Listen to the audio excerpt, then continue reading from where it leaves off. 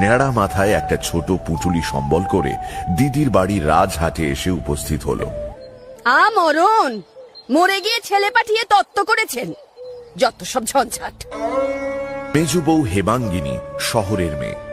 তিনি দাস দাসী রেখে লোকজন খাইয়ে জাঁক জমকে থাকতে ভালোবাসেন। আজ বেলা ৩টে সাড়ে ৩টের সময় হেমাঙ্গিনী এ বাড়িতে এসে উপস্থিত হলেন।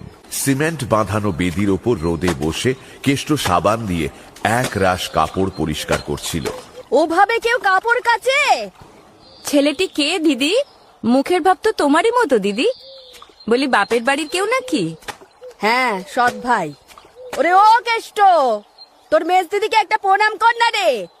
কি অসভ্য ছেলে বাবা, গুরুজনকে একটা নমস্কার করতে হয়, তাও কি তোর মা শিখিয়ে দিয়ে মরেনি রে? থাক থাক থাক, হয়েছে ভাই, চিরজীবী হও। কেষ্ট অবাক হয়ে হেমাঙ্গিনীর মুখের দিকে তাকিয়ে রইল।